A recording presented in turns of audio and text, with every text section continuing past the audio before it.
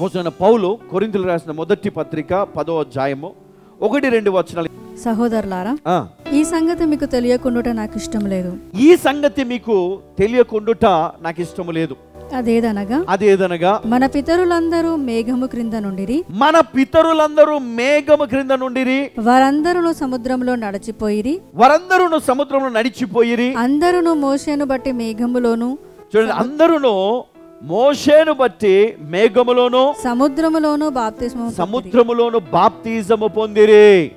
మరి మనం అనుకుంటాం ఏంటంటే కొత్త నిబంధనలో బాప్తిజం ఉంది, పాత నిబంధన లేదు అని మనం అనుకుంటాం. చాలామంది తెలియదు కదా. చాలామంది ఏమంటారు, అబ్రహాము మరి బాప్తిజం తీసుకోలేదు, మరి అప్పుడు ఉన్నటువంటి ప్రవక్తలు కానీ వాళ్ళందరూ బాప్తిజం తీసుకోలేదు. మరి ఇక్కడ చూడండి, ఇక్కడ అపోస్తలుడైన పౌలు మరి చక్కటి మాటను జ్ఞాపకం చేస్తూ ఉన్నాడు మనకు.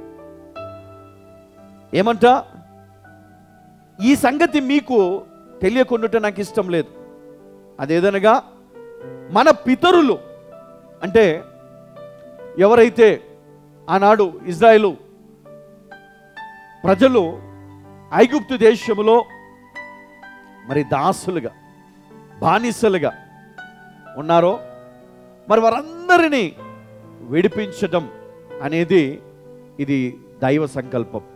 మరి అలాంటిదే బాప్తిజం కూడా ఇది దైవ సంకల్పం. పాపము నుండి జీవములోనికి, పాపము నుండి క్రీస్తులోనికి, అంటే న్యూ లైఫ్, ఒక గొప్ప మార్పు. క్రీస్తు ఎలాంటి బాప్తిజం పొంది ఆయన మహిమను పొందాడో అదే బాప్తిజము ఆయన తర్వాత తీసుకున్న వారందరిలో ఉంది.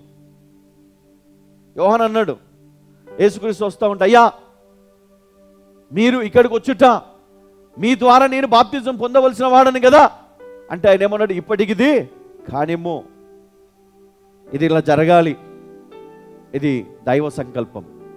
ఎందుకో తెలుసా, ఇమ్మానుయేలు అంటే దేవుడు మనకు తోడని అర్థం.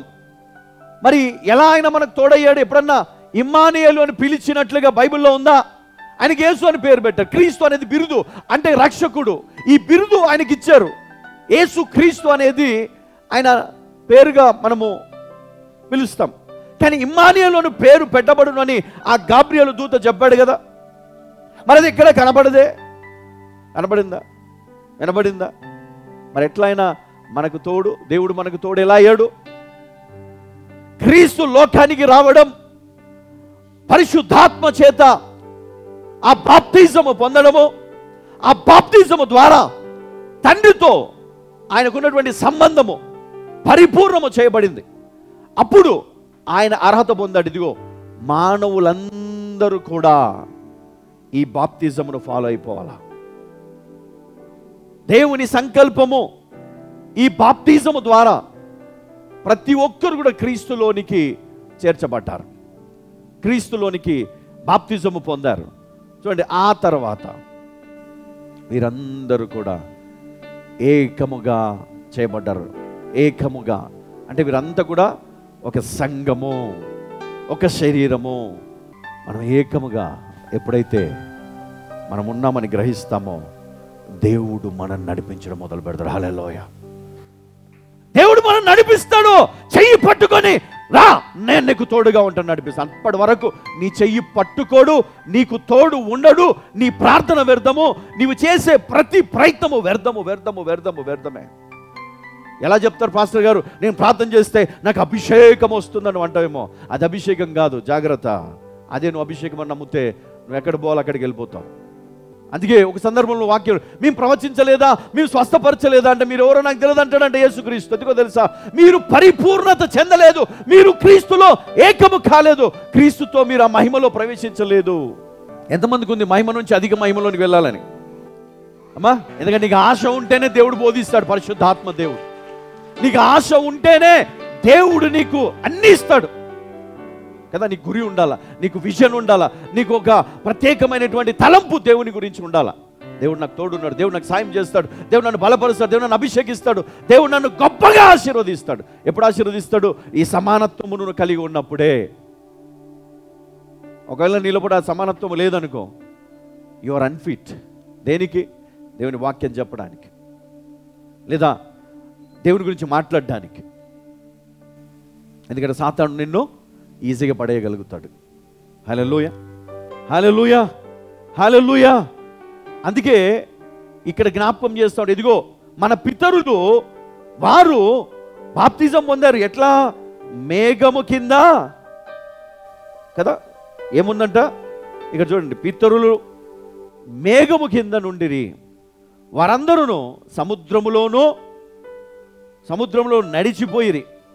అందరూ మోషేను బట్టి మేఘములోను సముద్రంలోను బాప్తిజం పొందిరి. మేఘములోను సముద్రంలో. ఇటు రైట్, ఇటు చేయబడితే ఇటు నీళ్లు ఉన్నాయి, ఇటు నీళ్లు కదా, కింద నేల ఉంది, పైన ఆకాశము. చూడండి, వాళ్ళ తలకు పైగా ఎంతో ఎత్తులో ఈ నీళ్లు ఉన్నాయి. వాళ్ళ నీటి కింద వాళ్ళు నడుస్తూ వెళ్తూ ఉంటే వాళ్ళకి ఆరిన నేల కనబడుతుంది, దాంట్లో వాళ్ళు నడిచిపోతూ ఉన్నారు.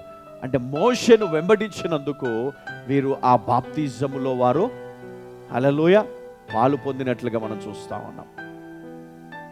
అందుకే చాలామంది తర్వాత మరి ఆ బాప్తిజం పొందినప్పటికీ కూడా వారిలో ఐక్యత లేనందరూ ఎంతోమంది పడిపోయినారు. ఐక్యత లేదు.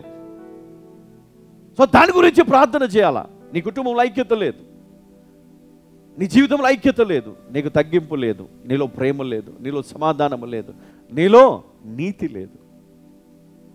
దేవుడు ఎన్ని చేశాడు నీకు? మర్చిపోయినావా?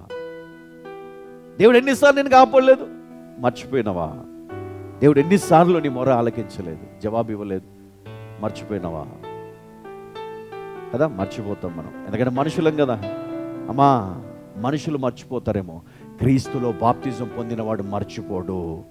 క్రీస్తులో బాప్తిజం పొందినవాడు ఎప్పటికీ మర్చిపోడు. నిత్యము నిద్రలో కూడా జ్ఞాపకం పెట్టుకుంటాడు. దేవా, నేను నీ బిడ్డనైతే నేను అందరితో కూడా నేను సమానంగా ఉంటాను. హల్లెలూయా. సమానంగా ఉండడమే కాదు, ప్రేమ చూపించాలి, తగ్గించుకోవాలి. ఎప్పుడైతే సమానత్వము, ఐక్యత, దేవుని చిత్తము మనం నెరవేరుస్తామో అప్పుడు దేవుడు అన్నిటికీ డోర్స్ ఓపెన్ చేస్తాడంట. అన్నిటికీ డోర్స్ ఓపెన్ చేస్తాడు దేవుడు.